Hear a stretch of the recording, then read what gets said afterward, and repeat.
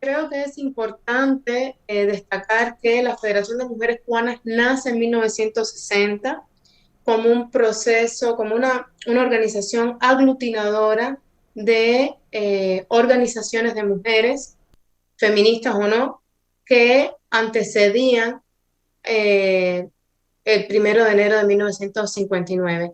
Estas organizaciones podían estar vinculadas a la guerra de guerrillas, podían estar vinculadas a la clandestinidad, sencillamente podían ser de tipo cívicas, de hecho así lo eran, y asimismo un antecedente a esta etapa prerevolucionaria fundamentalmente inscrita en la dictadura de Fulgencio Batista fueron los congresos nacionales de mujeres, que es importante el papel que tuvieron como impulso a las demandas del movimiento feminista cubano en esta época republicana o neoliberal del país.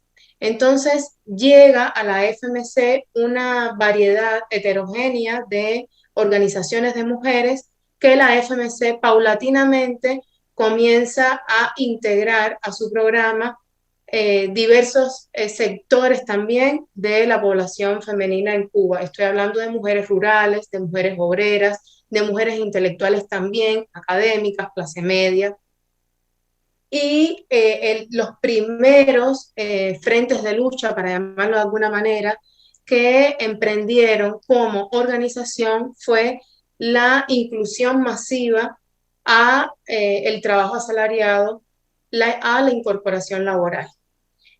Fueron diferentes las estrategias para lograr esta incorporación masiva de mujeres a las fuerzas productivas del país, eh, y fue una simbiosis satisfactoria con el gobierno y las instituciones de aquellos años, porque precisamente el objetivo primero que tenía el país era eliminar la lucha de clases y fomentar las fuerzas productivas, fomentar el trabajo obrero y la soberanía económica del país. Entonces fue una simbiosis exitosa, que además se hizo acompañar de otras demandas ya intrínsecamente feministas, como la creación de círculos infantiles, que son las guarderías públicas en el año 1961, porque al incorporar estas mujeres al trabajo asalariado, alguien tenía que responder por los trabajos de cuidado. Y la socialización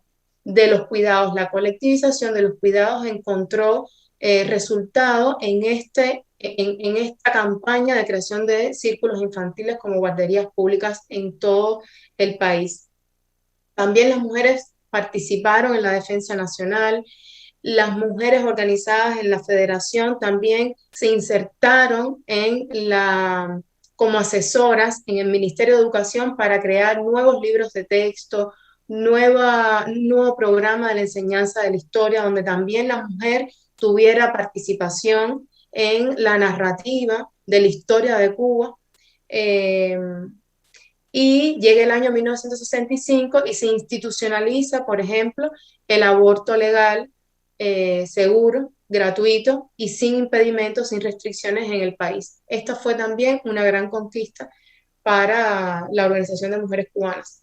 Luego, en el año 74, se aprueba la ley de maternidad de la mujer trabajadora, y así fueron años en que las instituciones y la Federación de Mujeres Cubanas trabajaron a la par, fundamentalmente la FMC, la Federación, como acompañante de este proceso integrador y de defensa de la nación. No hay que olvidar que es un contexto hostil, donde los Estados Unidos nos atacaban directamente al país, intervenían el país. Entonces, de cierta manera, la agenda feminista se supeditó y subordinó a esta urgencia nacional, ¿no?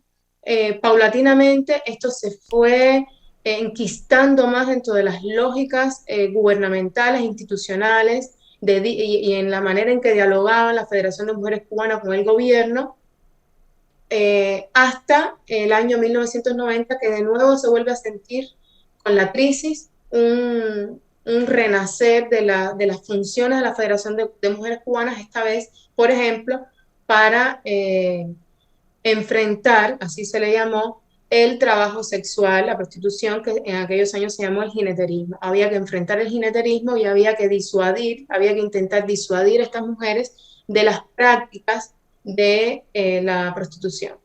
Entonces, no obstante, las mujeres cubanas acompañaron siempre todos los objetivos de la dirección del país y del Partido Comunista de Cuba, en la campaña de alfabetización también, en las campañas de vacunación. La federación, eran el brazo derecho de la dirección nacional del país. Y al mismo tiempo, ellas encontraban retribución institucional en sus demandas. Eso fue perdiendo protagonismo y bueno, hoy día ya las condiciones son totalmente diferentes. También ayudó la plataforma de acción de Beijing, ayudó la CEDAW, que Cuba fue la segunda signataria. Entonces, estos instrumentos internacionales también propiciaron que hoy día tengamos un escenario más prolífero, más variado y más renovado también, con un discurso de hecho, con un enfoque más feminista. Fíjate, Porque Yasmín, que escuchando este análisis de la visión cubana, de la situación de la mujer cubana, si me permiten sugerir algo, creo que sería importante analizar los fenómenos y nuestra realidad desde diferentes perspectivas y no necesariamente desde el ruido que le metemos muchas veces los medios de comunicación con una cobertura muy superflua, muy superficial, muy por encimita de una lucha tan importante como es la lucha de las mujeres, querida Yasmín. Sí, y algo bien importante que dice Alina, ¿no? O sea, y tomemos cuenta la visión de Alina desde una experiencia que parte de la Revolución Cubana. Y esto hay que ponerle el énfasis porque este ejemplo de la Revolución Cubana es un ejemplo positivo y sostenible de un tipo de cambio, pues, de régimen en un país. Y ella nos narra de manera muy puntual cómo la participación de las mujeres influyó también en ese movimiento tan importante que, insisto, es un punto de partida para las transformaciones de muchos otros países. Algo importante aquí que hay que resaltar es que ella dice, ¿no? O sea, es decir, las revoluciones no nacen feministas, es decir, es la participación de las mujeres de manera activa la que hace que una revolución o una transformación se vuelva feminista. Qué interesante. Yasmín Ugalde, ¿por qué no nos despedimos como siempre, invitando a la gente para que te siga, para que lea, para que respalde los esfuerzos que se hacen también desde el Instituto Nacional de Formación Política? Claro que sí. Antes de despedirme, nada más gustaría concluir el tema, porque será un tema que nos va a cruzar en la coyuntura de lo que ocurra en los próximos días. Y sí es importante enfatizar, el capitalismo ha sido el principal reproductor de las desigualdades, en eso basa su sistema. En ese sentido, cualquier agenda que parta desde el capitalismo, el neoliberalismo, es decir, estas agendas de derecha, no tienen cabida con una agenda feminista, de ninguna manera, no hay forma. La agenda feminista lucha por derechos, por conquistas de la libertad, y la libertad que ofrece el capitalismo es la libertad de morirse de hambre, la libertad para decir mentiras. De ahí surge este término de feminista, precisamente porque este ha sido un tema con el cual ha lucrado de manera horrible el capitalismo, y para decirlo con palabras más coloquiales, por decirlo de una manera, es la derecha la que ha lucrado, por lo menos en nuestro país y en algunos otros, con esta causa que por lo menos la Cuarta Transformación se reconoce en ella.